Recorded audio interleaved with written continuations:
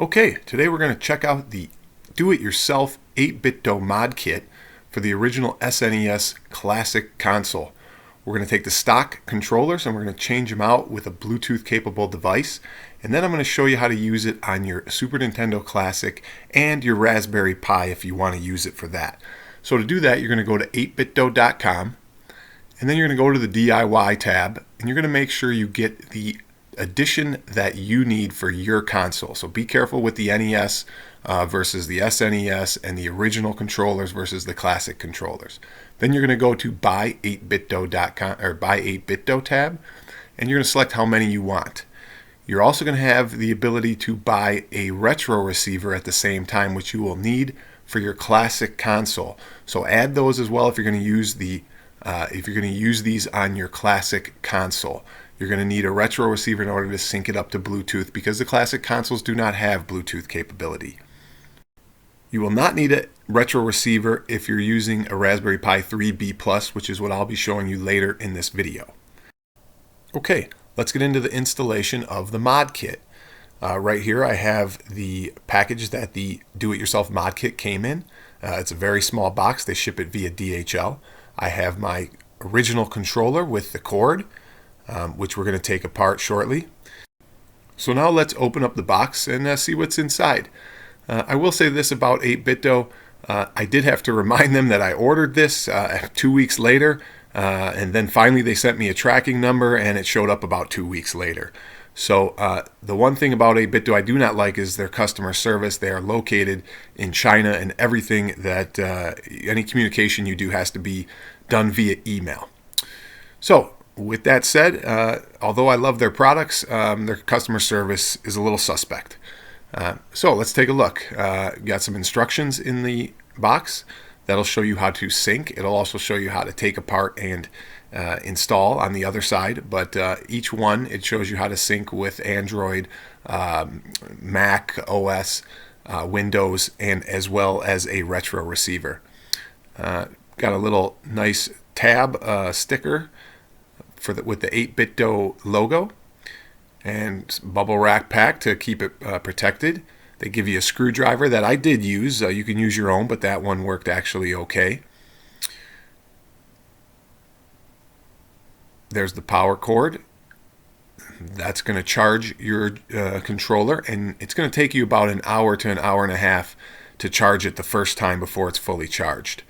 Now, here's the mod kit right here. Very simple. It's one piece, and right there is the charging port. The chargers are not USB-C. They're not normal micro USB. It's a proprietary charging unit, so you'll have to make sure you keep those chargers. Now let's just quickly unscrew the 5 screws here and take the original classic controller apart. Be careful not to strip the screws, and make sure you keep them close as they're very small. Now we open it up. We're just going to pull this out. Now those 2 tabs that I'm pulling right there are the L and R button tabs. There's the cord, and you got to jiggle it a little bit. Mine got stuck on one prong, and just a little bit of force you can get it out, but you don't want to break it, because in case you want to put it back into your controller, you can easily put it back into your controller. So we're just going to save it in this bag here in case we ever want to revert back to the original.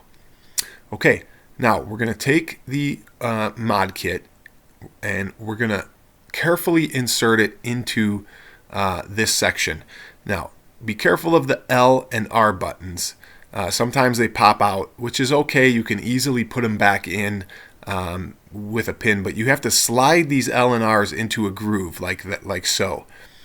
Yet at the same time, you have to get the mod kit in the correct position over certain tabs so it fits in snugly. At first, I didn't feel like it was fitting in right, and I thought I had the wrong mod kit, but that wasn't correct. It was the right one. I just didn't have it sitting on the correct prongs.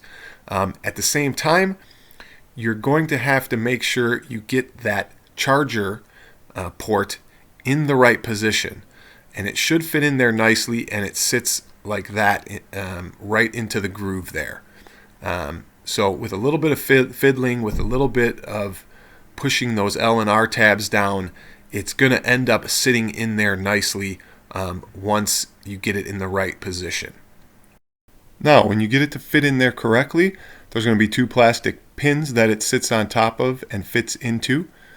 And you'll notice in this example, I had my LR trigger button fall off, one of them.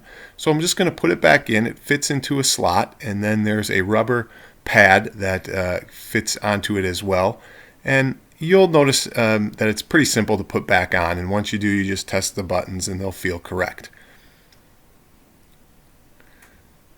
Once that is done, we're going to put the top on. This was the difficult part. There's a lot of different plastic grooves and it's got to fit on correctly. And it took me a little bit of a while to get it correct. So once you get it on there, you'll know when it's correct. You might have to use a little bit of pressure to get it to sit on there right and to get it flush. And then you're going to put your screws back in. Now once all the 5 screws are back in, you can test it out and play with the buttons. Might feel slightly different, but it was fine when I played it. It just felt maybe just a hair different when pushing the buttons, and maybe even the D-pad a little bit. So once we feel like we got it put back together correctly, we're going to have to pair it to our Super Nintendo Classic with the 8bitdo Retro Receiver. And we're going to follow the instructions that are in that section in the instruction manual. First, though, you're going to have to charge it. It's going to take about an hour to 3 hours maybe. And when you're charging it, it's going to be solid red. When it's done, it will be blinking blue or off. It says it's supposed to be off, but I found it was blinking blue when mine was fully charged.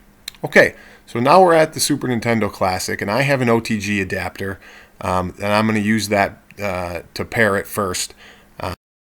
Now you obviously don't need an OTG adapter. I just used it in this video because it was a little easier for me to show the retro receiver blinking and such. And then I had to put it back into port 1 when I was done pairing it so I could control the classic console. So don't feel like you need an OTG in order for this to work. You do not. Now there's my retro receiver. If you're going to plug it into the front, you do not need that USB cord. But for the OTG, it plugs in like that. And I use this for 3 and 4 player multiplayer games, but again, not necessary for this application. So we're going to turn on the joystick with holding B and start, and it's going to lightly flash blue. Now we know it's powered on. And then we're going to hold both the select button on the joystick and the red button on the retro receiver. And they should both blink fast. And then I'm going to put them a little closer together in this video. And hopefully pair them a little easier. And I let go of both the select and the red button, and once they paired, they were both solid blue. So I held them down and then I let go, and they paired themselves. So let's go to the console. There's a quick plug for my Mod My Classic friends with Hakchi. And what we're going to do here is I'm just going to pan up to my TV and not screen capture, just because it's easier. And I'm going to show you that it works. You just move left, move right. And that's it for the Classic. Let's move on to the Raspberry Pi. Okay, so we enter our RetroPie menu. We go to Bluetooth, and we're going to have to register and connect a Bluetooth device. Now we're basically going to follow the instructions for the Android section here. And we're going to press Start and B to turn on the controller. Press and hold select 3 seconds for pairing mode, very similar to the retro receiver. And it will rapidly blink. Now, once we've got it into pairing mode, we're going to hit the Enter button on our keyboard and get it to start searching for the device. And you can see the first time it found the 8bitdo Modkit. So I'm going to set up the joystick as I would any other joystick with the Raspberry Pi. And then obviously we're going to set up the UDEV rule for an 8bitdo device. We're going to make sure you find the right one, the 8bitdo SN30 Modkit for the UDEV rule. It's usually not first. And then we're just going to cancel out of here. Now if you don't see on the first pairing the Modkit S8bitdo, cancel and try and pair again, and then hopefully the name comes up on that. Now, we're going to go ahead and have to configure the input like we do any other controller. and we're going to go through the designated steps to configure the gamepad.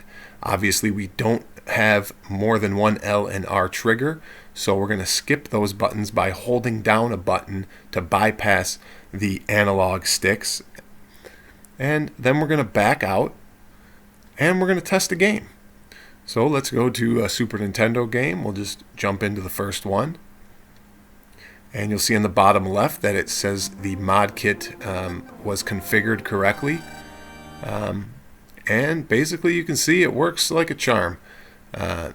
No issues with the controller so far. Expect about a 7, maybe 8 hour life per charge on this joystick.